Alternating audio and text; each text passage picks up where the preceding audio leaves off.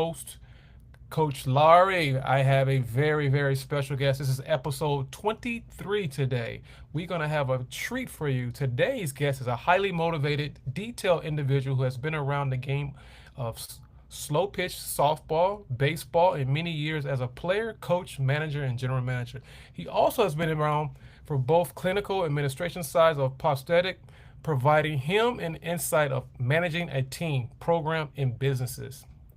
David Vensley is the founder of the Wounded Warrior Amputee softball team and served as a team head coach, general manager, CEO for years 2011 to 2015.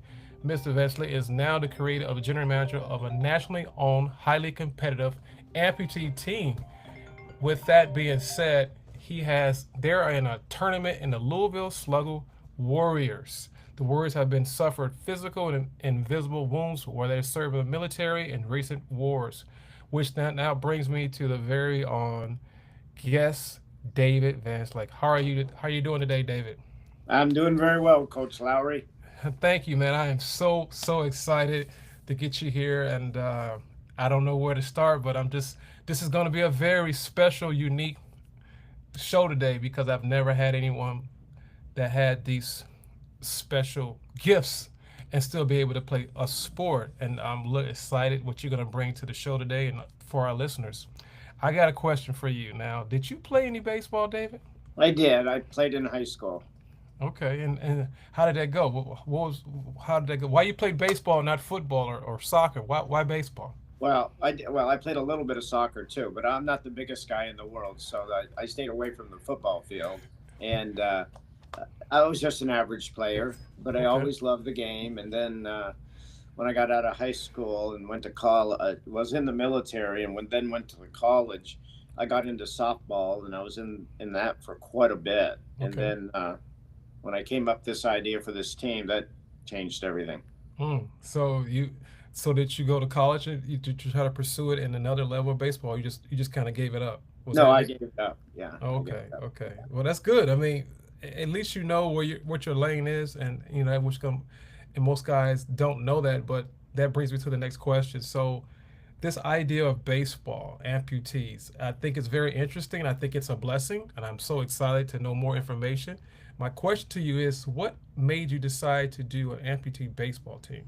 Well, believe it or not, I sort of combined the four passions of my life together. I'm an Army veteran. Okay, Um, I got a whole education and career in prosthetics. okay.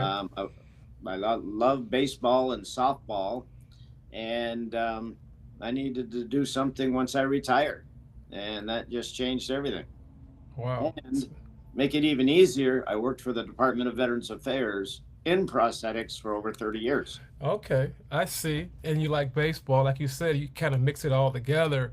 You Yeah. like baseball, you worked in the field, you deal with amputees, and you're like, okay, here's an opportunity. Let's max.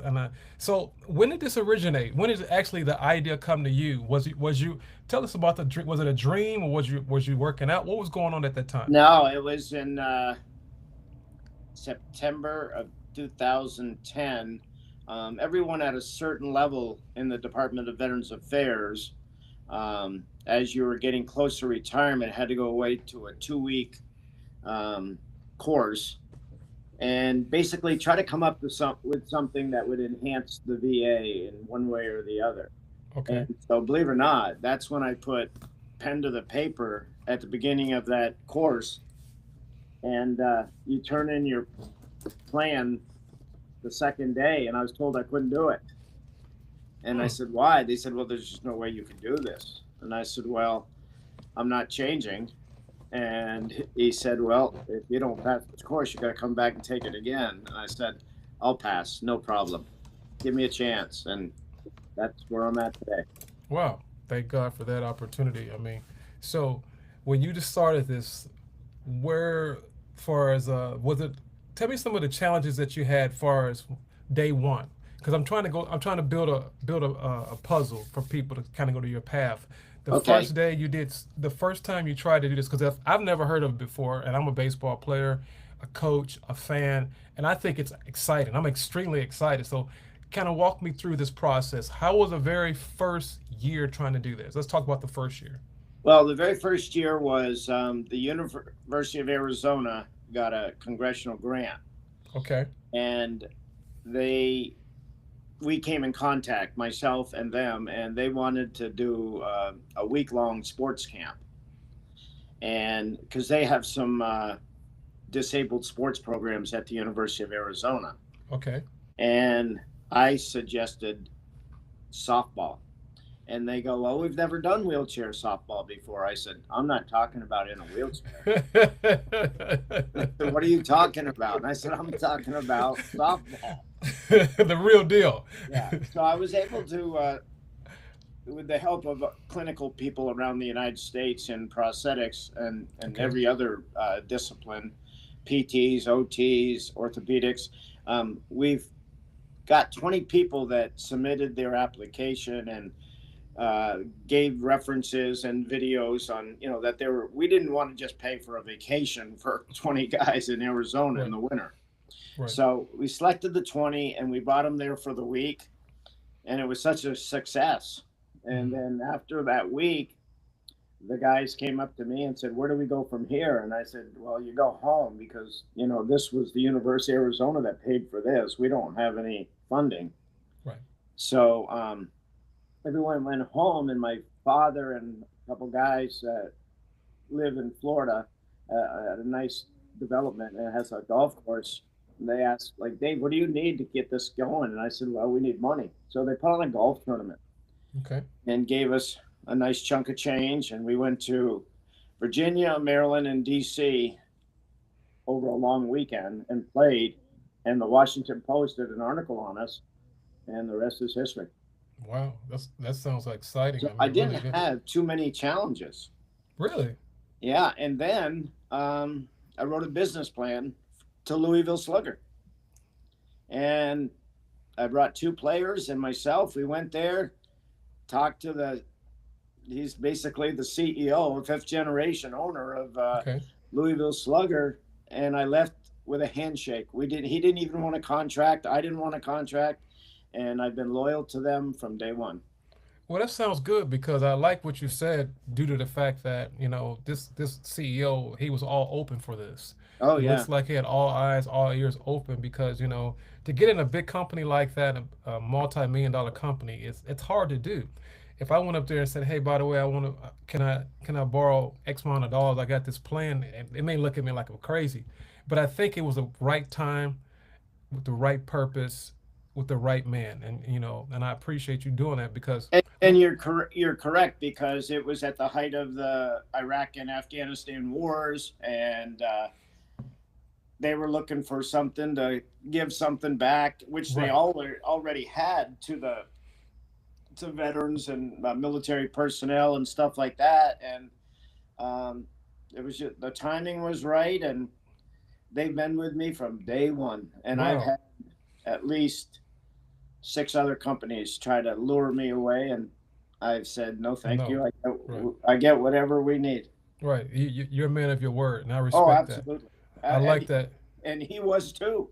I mean, that's exciting, man. Coach. I mean, Coach, I'm excited because like I said, this is something different, and I like challenges. But on top of that, like you said, you put all the four things you like, and you put together. I call it a God plan. That was a God plan. That wasn't a David plan. That was a God plan because you hit the right person at the right time, and you did an idea where God's giving you that blessing, and you've just been blessed. I mean, anyone walks in a CEO's office and say, "Hey, by the way, I got an idea," and they say, "Okay, let's shake hands." That's a blessing. So, with that being said, Louisville Slugger. So, I know that you had to have money, you had to have supply. I mean, equipment. How did that process go? Well, The reason I want to say is the reason I'm saying that because there may be some people that I know, like I told you earlier before the show, they're trying to figure out how is this legit? I've never heard of it. I'm trying to kind of massage the picture so they'll know what it's like, what you went through. sure. Well, we're extremely legit. So basically, we've got some other big sponsors behind us now, and I turned this into a 501c3 nonprofit. Okay. Interesting story. I went to a lawyer, Said it'd take about 6 months, $8,000. I went back home, got on the computer, did it for $2,500, and had it in 6 weeks. The 501c3 nonprofit. I love it. Yeah, and so once you're a nonprofit, people sort of tend to, you know, Right. care about you and think of you a little bit more and donate and get a tax deduction. So that opened up the doors very widely. Well, I think that's Um, great, man. Go ahead. I'm sorry, Dave. Go ahead. yeah, no, so that's how it sort of moved along. Well, like you said, the key word was because I think you answered the question due to the fact that you're a nonprofit, and that explains a lot. Because I know people that companies that are for profit, they're not more apt to be able to get a grant or get an excess of money because of the purpose Right. and the vision and the mission you're trying to achieve. And as I said, I salute you as well. As my father was a Marine, my uncle is an Army brat, and a couple other uncles I have. He was an Army brat, so I salute you for your services and also giving back. Most importantly, you're giving back. You know, something that today we don't do very much as a country, as people. We don't do that very often unless it's extreme measures. But this here this is over the top. I love it. I mean, David, like I just said, which brings me to that next question. You came up with this idea, and you're the Louisville Slugger Warriors, correct? Right. And my question is this: how was the process getting your very first player to get on to jump on board, and then you got other players? How was that? Well, for the first 5 years, it was softball, but Okay, then we realized we had some talent, and so the guys said, "I wonder how good we are in the baseball arena." okay, And they said they would like to find out, and I said, "Well, be careful what you ask for." Um, and so I talked to a few of the major sponsors we had, okay. and they wanted us in baseball because we're in their wheelhouse now. We're Louisville Slugger. You don't think of softball that much. You think of Right, baseball. baseball. So we had a national tryout in 2018. The Washington Nationals lent us their spring training facility down there in West Palm, What's Paul? and so you can sort of see where we're going here. That we had some validity behind us. They give us their free of Facility. charge Yeah, their place, that's and good. then Curtis Pride came on then. Met Curtis Pride in Washington, and he loved our story. Asked me and a couple players to come to. He was a college baseball coach at the time. Come talk to his team. That was all deaf. Wow, Curtis Pride is deaf. he is. He played 11 years as a deaf major league player.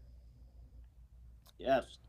So him being our head coach sort of fit in with our team because he was born with a disability, Okay, and here's all our other guys that have a disability, and so it was just a perfect marriage, right. and just took off from there. Um, we had 6 veterans make the team. The rest were just general population, and now the team is treated like a real college or pro team that if the next best player comes along, we thank the previous player for everything he's done and traveling with us and playing with us, and then he's replaced by the younger, better player, almost like a real baseball team. Yeah, right, right, And right. having former Major League Baseball players tell them that their time's up makes it a little bit easier on me. Wow, you got your hands full. You are the real deal. Far as you are the real deal when it comes to a general manager. You know, the next best talent come up, you got to go. Like, whoa, hey, who said that? Why we got to go? You know, I just start thinking Yeah, about it's this. not a free. They get everything. Everything's taken care of for them. They don't get paid, but they get everything taken care of. They have the best equipment. They travel. They stay in. Well, I probably should tell you, one of our biggest sponsors is Margaritaville. Yeah, So we stay in Margaritaville resorts, hotels, eat at their restaurants, have a couple drinks at their bars. So the guys are living the good life.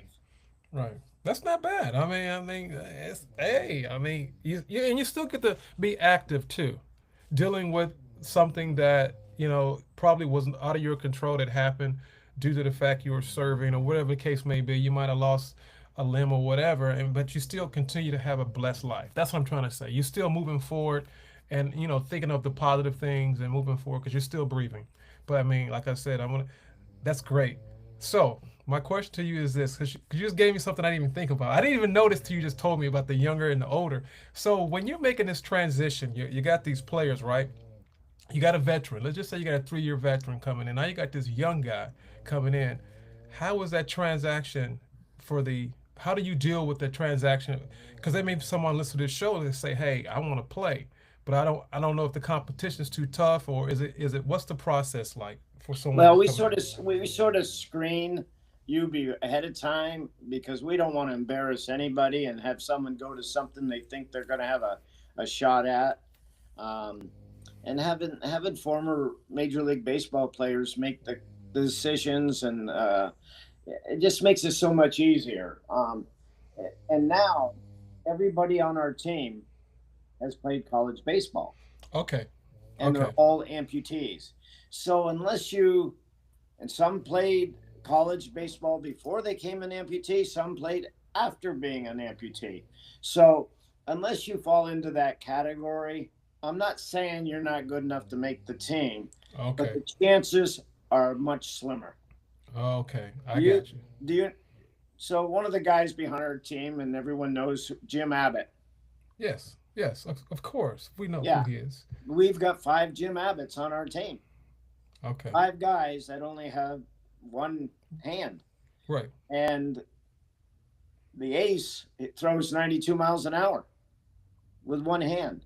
So you don't think you're going to get on the field and just get a 50-mile-an-hour pitch and you're going to hit a home run off these guys. That they've all pitched in college, and use the pitchers can play first base or outfield too. Those are the only 3 positions they can play. But Okay, okay. we got some talent.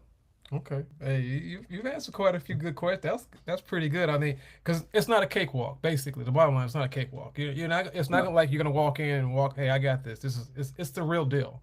You gotta. It's Oh, a they don't want anyone to lay down on them. Bring it. Just bring it. And if we win, we win. If we lose, we lose. But they're going to play their hearts out. well. So I think that's great. So let me ask you another question. So when you are, when you played your very first tournament, David, your very first tournament, what was that like as a softball versus the first time coaching the baseball? What was it? Was it a transition? How was that? Well, softball, to be honest with you, we never played in a softball tournament. Okay. But baseball, we play in tournaments. Okay.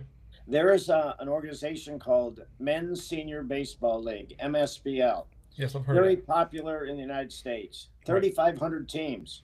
And it's for players that have played in high school and college or just love the game.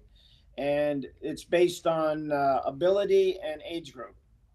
So they jumped on board with us right in 2018, and they didn't know where to put us because we have a wide range of ages.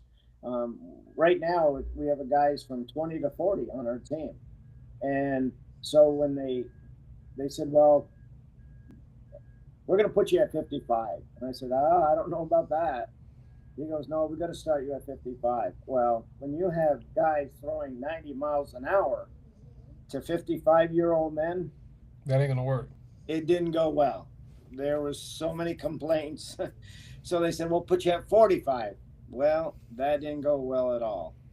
So now we play 35 now, and that's a good median age group for us. Okay. Still a lot of talent at 35, and we've done well. We've come in second in one national tournament, and we've won a national tournament. So um, very competitive. And so the guys play play in leagues where they live around the country, but Okay. they're on our team. And so when we go play these week long or 3-day tournaments, they come with us.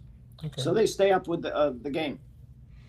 Okay. For the listeners that are listening, Coach David, how can someone reach out to get some information for the amputee team? Can you go ahead and Yeah, give that out? well, obviously we have all the social media. We have everything. We have a Facebook page. We have an Instagram, a Twitter, and whatever the other one is. We have it all. I have someone that does it all for us. But basically, just look up Louisville Slugger Warriors, and you'll find all our social media. And Okay.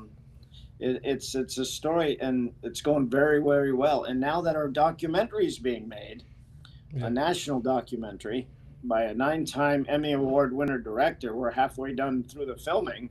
Okay. Uh, our name's out there quite a bit, and once this comes out, I think we're going to be a household name. Yeah, that's.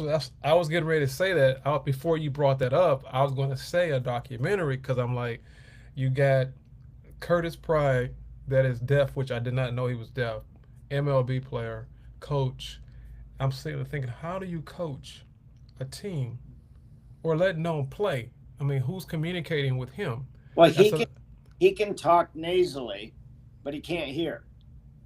But he okay. can read your lips across the baseball field. He's that good.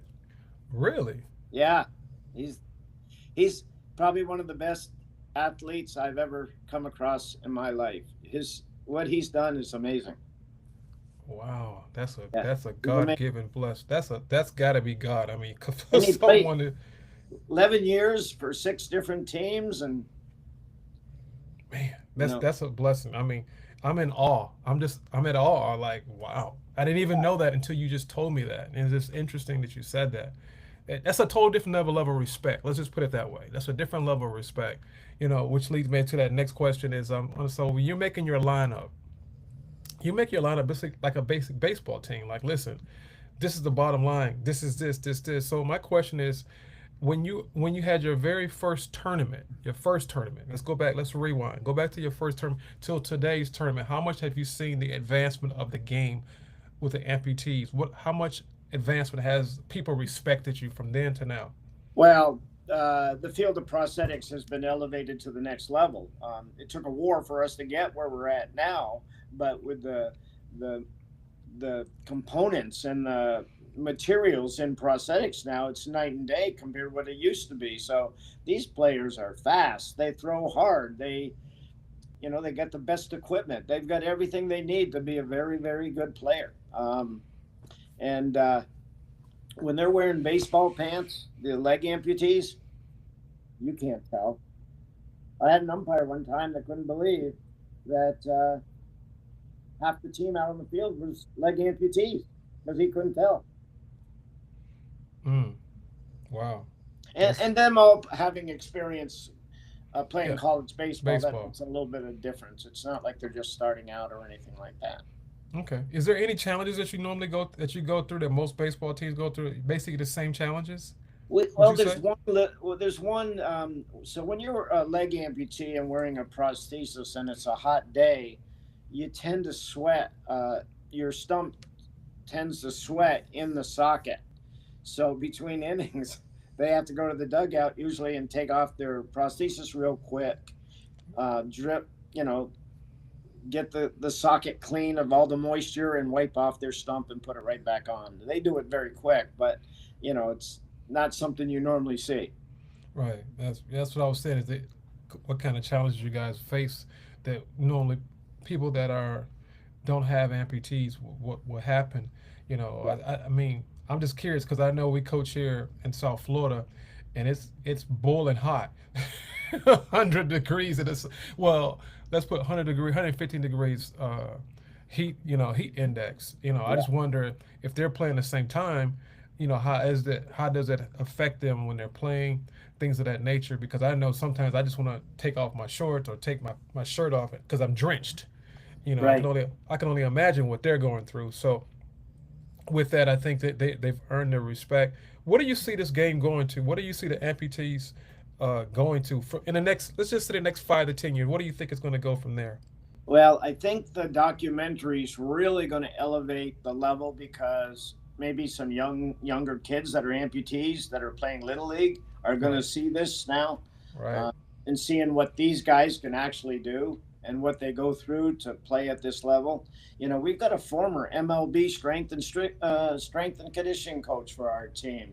We have a certified athletic trainer. I mean, these guys got the best support system they can have. Right.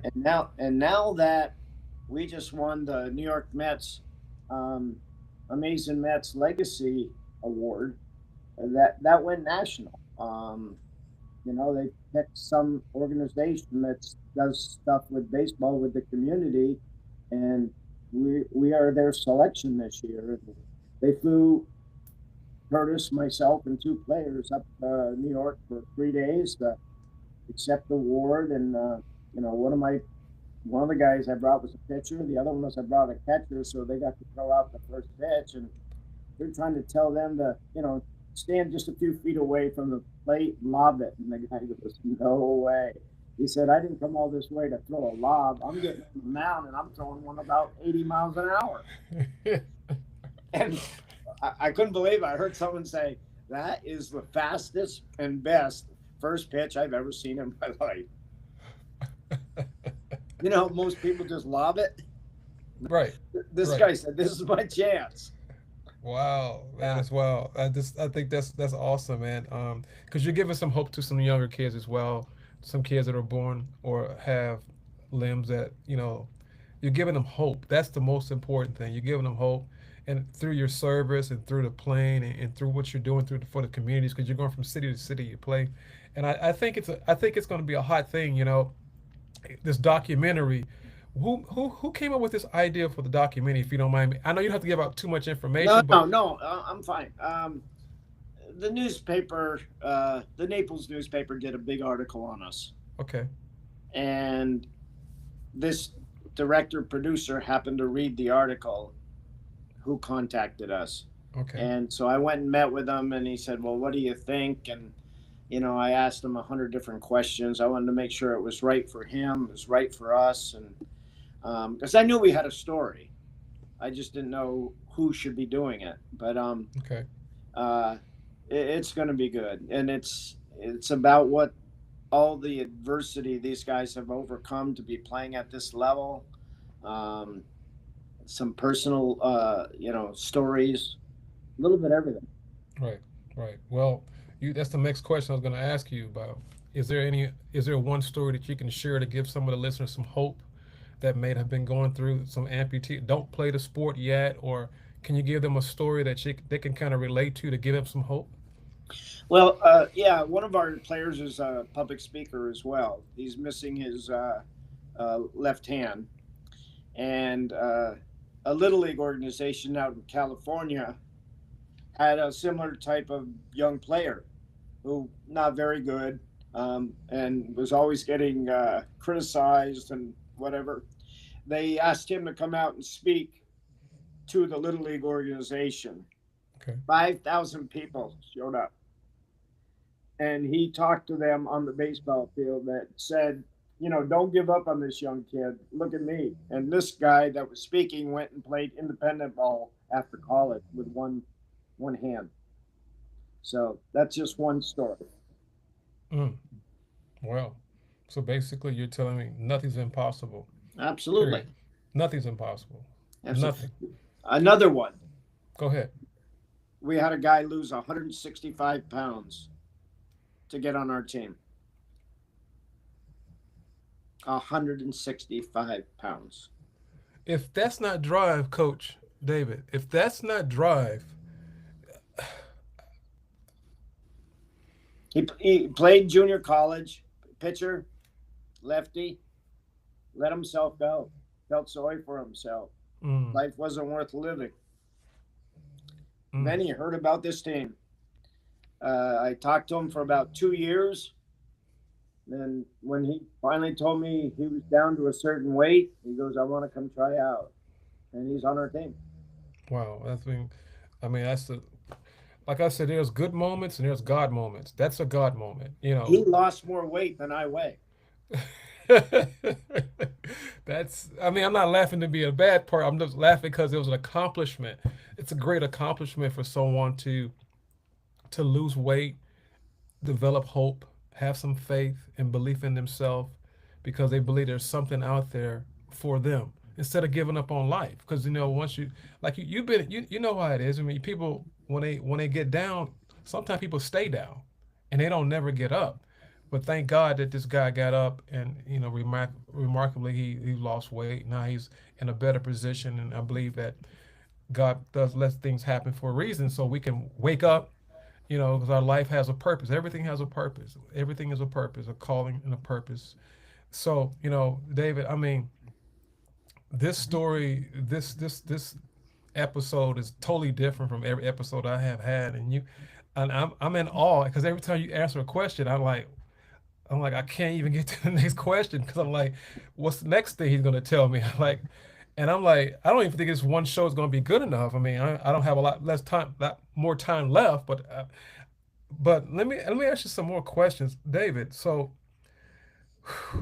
what was one of the biggest comeback stories you have in a game? That I mean, because baseball is not like basketball. You shoot a bucket, you score back and forth, run 3 points, foul.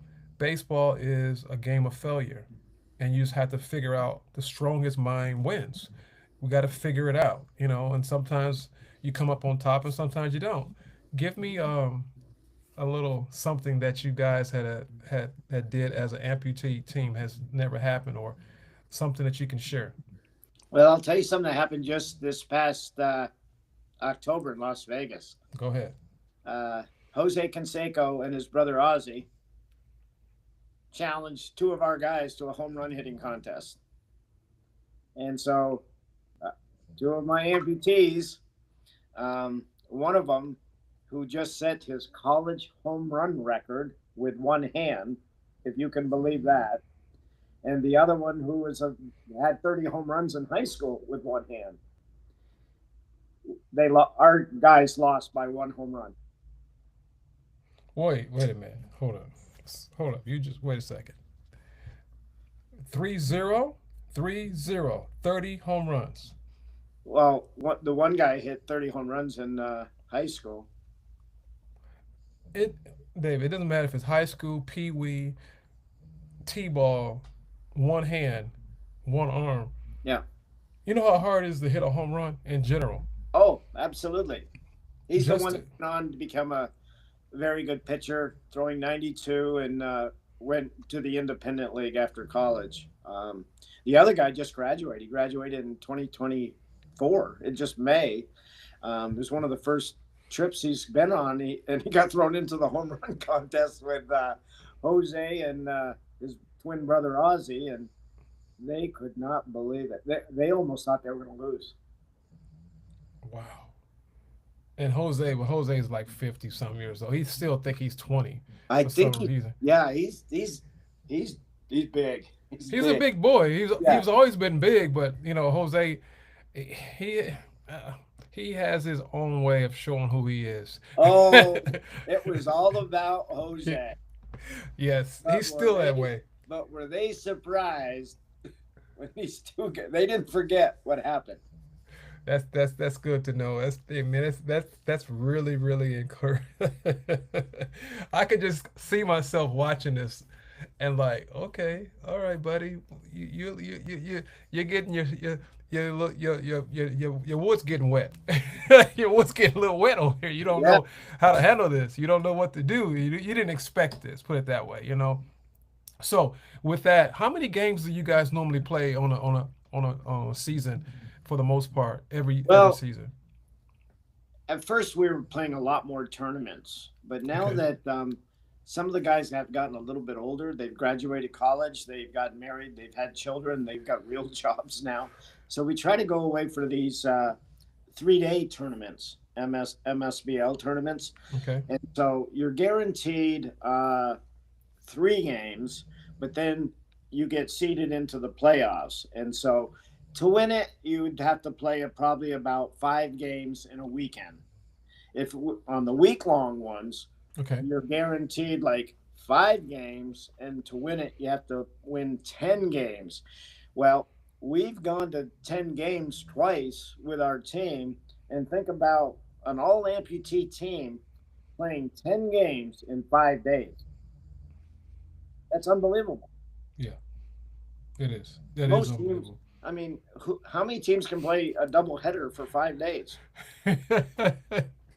What about your arm? I mean, you got enough pitching? You guys got enough pitching to We're pitch? always looking for a bit more. But Like man, every team always looks for pitchers. right, right, Yeah. right. You're exactly because you never know. I mean, you can go through three pitches in one game. It can be Oh four. yeah. It Oh can yeah. be four. I've seen it. I've been through it. I'm like, oh Lord, I don't know how we're gonna do. Hey, you got to pitch. I don't Well, know how to pitch. You're gonna pitch today. well, look at the World Series. They were using 6 or 7 Right. pitchers That's in right. one game. Because you never know. You don't Yeah. know. We like I said, baseball is a game of failure, but it's always you have to have this up here. If you don't have this up here, you're gonna lose automatically. I mean, it's just one of those games. But with that, I want to ask you about sponsorship. You talked about Louisville Slugger. I mean, you got quite a few great athletes on your team. I won't call them elite players. Has anyone have approached any of your players for sponsorship that can probably go to the next level? Not personally, no. Like I said, one guy got went and played independent ball, Okay. and then we had 2 other guys that are still holding on to that dream. They're both one's a center fielder, and the other one's a pitcher. He pitched Okay. Division 1. He's a Jim Abbott, and the other one's a Jim Abbott that plays center field. They're both waiting for something to happen, and if it does, I'd be the first one to send them. Uh, but So, but what do you nothing's think? happened. What do you Well, I'll tell think, you. Coach? Well, the Savannah Bananas took one of our players.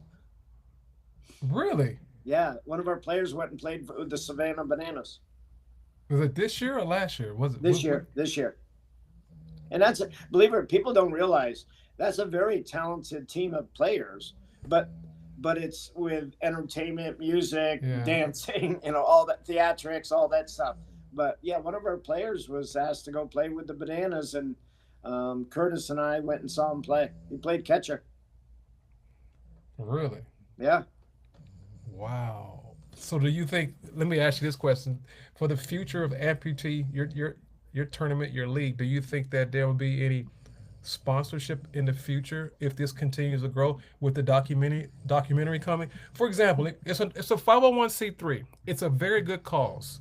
I don't see why these big billionaire companies will say, okay, like NIL. That's what I'm trying to say, David. Like NIL, it's the same thing, but it's a tax write off, and on top of that, if you can get a guy to wear something, let's just say, because I have my own brand. Just say you're wearing my brand. You're gonna wear my brand, and I say, hey, you wear my brand. You post this, and I'll give you X amount. Da da da da. Do you see that coming down the pipeline with the I've documentary? I've always thought that should be coming. Has it happened yet? No. Will it happen? I'd be the first one to embrace that. They would get a lot for their donation. Let's put it that way, and it is a tax Right write-off, off. and they'll get something that's very visible, which makes it even a bigger piece for people to notice. Every day there is stuff in the news and on TV and in the newspaper that are meaningless, Right. absolutely meaningless. I'm Correct. not going to name families or TV shows or anything like that, but we hear so much about that Right. when we have a team of these guys busting their butt. Butts. You know, what would you rather put the money towards? Correct. You Correct. know, um, I'm not saying it's not going to happen, but it hasn't happened yet. I mean, Okay. don't get me wrong. When we got Wilson, we got Wilson. Every one of our players got whatever gloves they want from Wilson. Louisville Slugger, all the bats, Major League bats. Okay. We got Evo Shield, all the protective Yeah. equipment now. Right. And Hmm. we even have DeMarini if somebody wants something a little bit different, because people don't realize all of those companies are under the same umbrella now. Right. When we started, it was just Louisville Slugger, but now Slugger. they're combined. Right. Uh, Margaritaville. I mean, some of these hotel rooms these guys stay in are $300 a night. I mean, And that's more. And more. yeah, um, and in nice locations. Right. And and going to a city and going to the restaurant Margaritaville, and they got all the space put aside and reserved for these guys. I mean, they treat them like first class athletes. Um, and we've got a lot of services and kinds from a lot of other individuals and Hmm. uh, businesses, but no one has come up with the, the big buck. Well, the reason I said that, Coach David, I was while you were talking, I was thinking with my question, I was thinking this amputee league. Let's call it a league, not a team, a league. Because number one, it's a 501c3. Number two, it's for a great cause, not a good cause. It's a great cause, and it gives people hope in a future. And I started thinking the big three basketball Yep. with Ice Cube, the big three. Hmm. It started just like you started. It's like the same thing you're doing.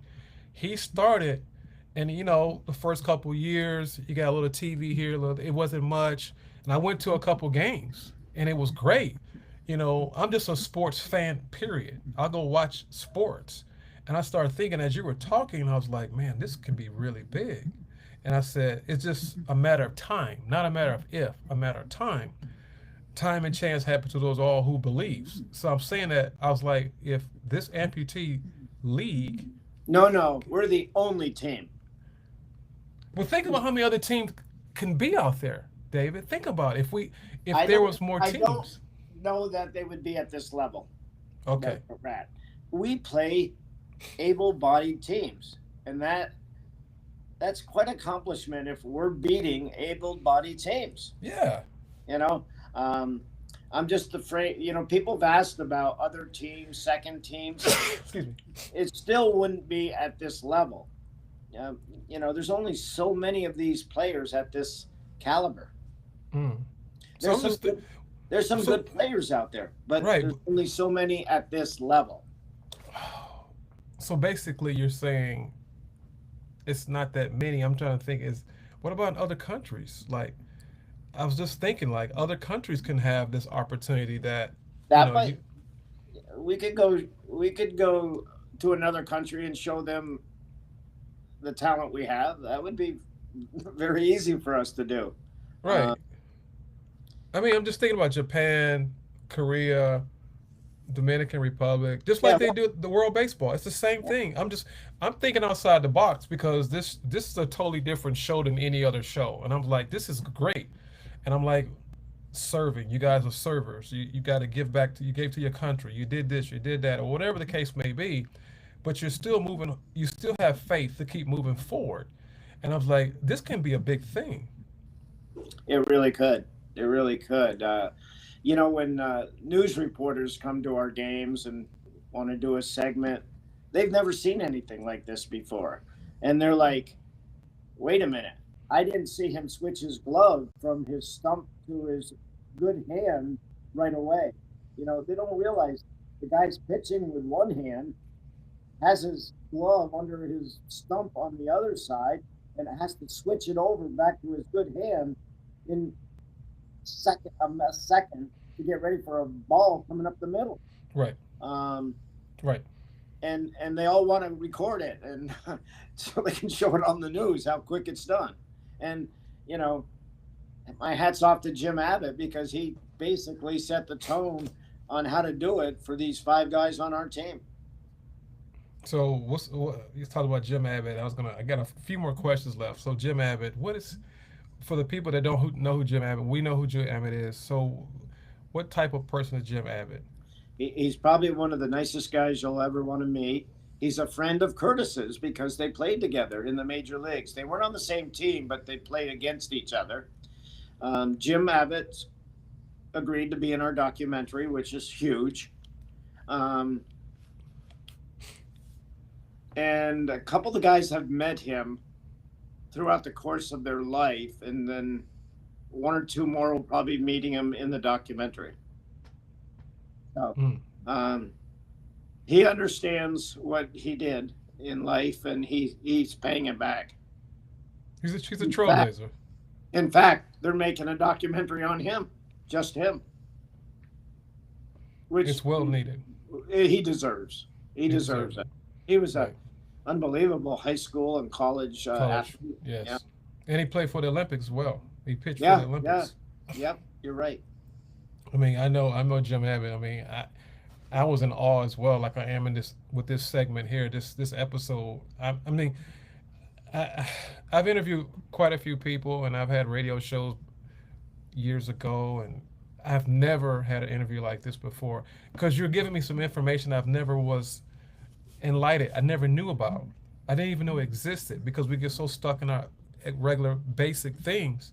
And then, like I said, when I talked to you before the show, I was like, man, this is great. I can't even do one show because now I'm gonna review it. I'm gonna start thinking about other questions I should have asked. I didn't ask because I'm such in awe. It's like you see something for the first time, you just kind of starstruck. Like wow, this because we don't think about it because we have our arms, we have our legs, we have everything. This is a normal life. But when you see someone going through what you go through with less and do just as good or better, it makes you think and appreciate. Wow, thank God for that. So our pitching coach is, excuse me, our pitching coach is Len Whitehouse, and he was the one I told you at the very beginning that he wasn't even supposed to be in the major leagues. Uh, he's got a story, and he just loves this team, and he loves the military. He loves this team. He just can't believe some of the things these guys are doing, and he pitched in the major leagues. But if you want a nice animated podcast, you'd get Len Whitehouse on there. He's a treat. Land Whitehouse. I'm gonna have to make sure. Yeah, You got Len Whitehouse, and his claim to fame is he struck out Reggie Jackson for Reggie's 2000 strikeout. oh, okay. I'm gonna have to send you an email on that one. So hey, Dave, give me his number. Give me his Yeah, yeah, contact. yeah. I'm like, I gotta figure this guy out. So we got about a few minutes left, and I want you to go ahead real quick, if you don't mind, one more time, give out the listeners your information. So if someone wants to be part of the team or tryouts, when is the next tryout coming for the team anyway? Well, we usually now, if it's just so we hear about someone, we'll bring him on a trip, Okay. and he'll try out personally just for us on a trip. So we Okay. don't need to have another national tryout because these players are far and few between. So the best way to do it is contact us, and if we get all the credentials we're looking for, then we will invite you on a trip and see what you can do. Okay. Okay. That's So probably the easiest way now. right, because I know people want to know, well, what David Van Slyke is David Van Sleet. Am I Sleep. pronouncing it right? Yeah, Sleet. David Van Sleep. Sleet. David Van Sleet. Sleet. And Correct. he is the GM and coach of the um, Louisville Louisville Slugger Slugger Warriors. Warriors. That's it. I got to make sure I get it right. I don't want to mess it up, David. I'm so sorry. One last question. Well, actually, two questions. One question I want to ask you real fast. You got all these you had a major league coach, major league players. What was that like the very first time when they came on the field and they started talking to these players?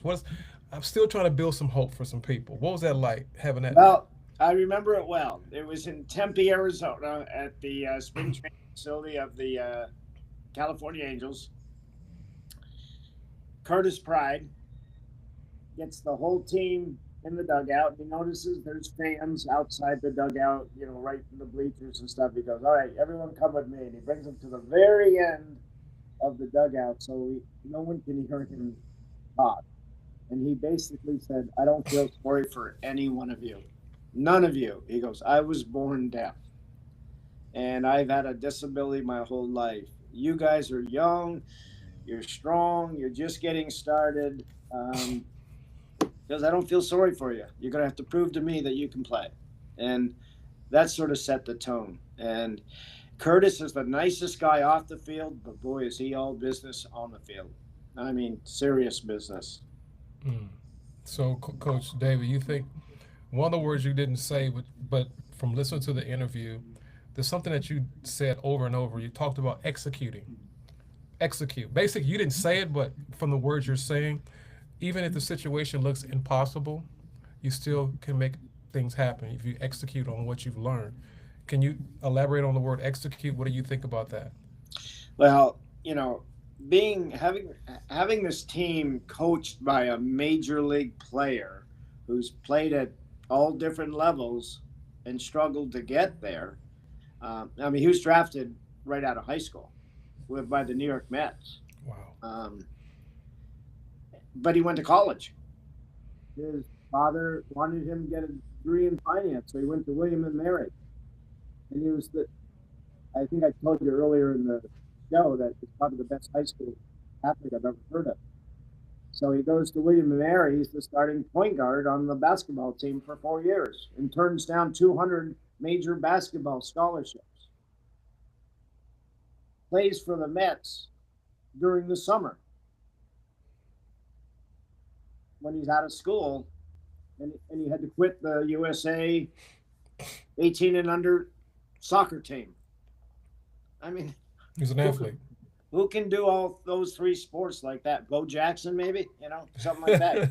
Yeah. Yes, yes. And then he was on President Obama's physical fitness, you know, team, whatever, in the White House. I mean, he's done it all. So the execution comes from him and Len Whitehouse, that they've instilled a lot of the things they learned in the game as pros on how to do this and how to do that. You know, don't question a call. Don't argue with the umpire. Just things like that, because they both have very good reputations, and they weren't the bad boys of baseball at all. They're very polite, both these guys, but they mean business. Right, right, They mean right. business. Well, I got one last question for you before I close out. It's called the post game. We have a post game. Like every game, you have to sit back and talk to your players. Now I'm going to talk to Coach David. Okay, listen to this question. You have 30 minutes. 30 minutes. You can. This guy can be dead or alive, he or she. Who would you like to talk to or play with for one last chance, and why? He can be dead or alive.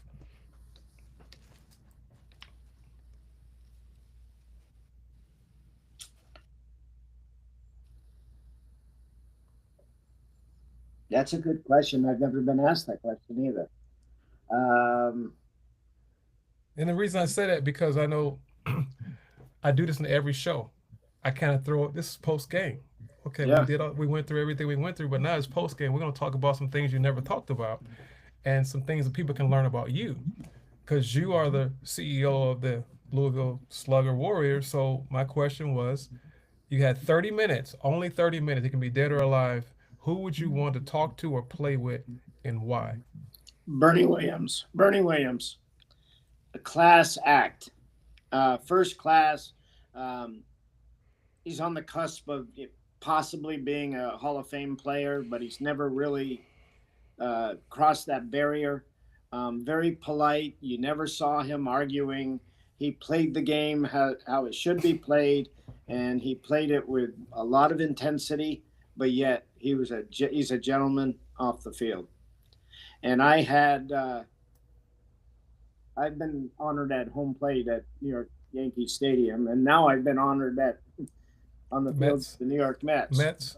Yeah, but I got to coach a team of former Yankees at the day after Old Timers Day, and I had some characters on that team. And Bernie Williams came in about 5 minutes late, walking in with this his beautiful woman on his arm, walking towards the dugout, and all these Yankees came to me and said, "If you start him over any of us, we're not playing," because he wasn't there on time. Time. Right. So I had to tell Bernie Williams that he wasn't starting. Can you imagine? Can you imagine? You'd be like, And wait a minute, hold on. And I was like, okay, you're right. Bernie, you can't play the first inning. You you're right. can't play the first inning.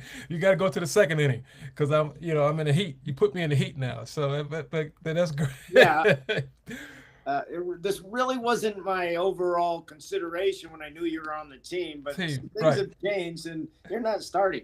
right, right, right. So you got to tell a professional, listen, I'm sorry, man, but you're not being professional right now. And you know who? And you know who was behind that? Who's that? El Duque. Oh Lord. El Duque, who informed me that he was going to play a different position every inning. Oh really? Yeah, He told you this. yeah. Okay. So, like I said, this is exclusive. This is an exclusive interview. This segment is on point. I love it.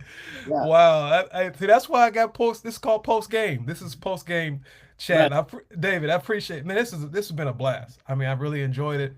You have any closing remarks you want to give to the listeners before we close out? No, I've done a number of podcasts, and I know we've got a very unique story. It's not about me; it's about the team, and it's a story that resonates greatness any way you look at it. I mean, like I said, there's so many bad things published or promoted and aired on everything, every media type in the world, and to hear a story like this, and these guys don't feel sorry for themselves, nothing, Good. you know. That's great. And I think the documentary is going to show it. So before I close out, when do you think it's going to come out for the listeners? I'm hoping by February at the start of baseball season. We Wow. filmed a couple different sessions. One was at the baseball field of Florida Gulf University, Division One. The second one was at Boston Red Sox Jet Blue Stadium Okay. um, In Fort Myers. in Fort Myers. Uh, and then there's a lot of outside stuff that's been shot and Okay. filmed and stuff like that. Well, hey, I just want to thank you, David. I appreciate it, man. This has been a blast. You've given quite a bit of information for the people that are listening, and also people that if they think there's no hope, and if you've listened to this show today, I want to ask you guys that are listening to the You Going Pro podcast, very own David Van Sleek and Coach Laurie, have you listened to what he said today? Faith comes by hearing, and hearing the word of God. That's one thing you have to understand. By listening, God gave us two ears. Take the ears, use your ears to listen. He said it, and as I say every podcast, execute. That stands for the E, LE. Are you executing what you've learned from Coach David and myself through this podcast? And if you listen, execute, you should be able to dominate somewhere in life, whatever lane God's put you in your purpose in your lane. This is Coach Laurie, my very own David Van Sleek, the coach, CEO, manager of the Louisville Slugger Warriors. Coach, I want to say thank you. God bless you, man. And nothing but the best. I'll keep you in prayer. I'm signing out. Have a great day. Bye bye. Bye.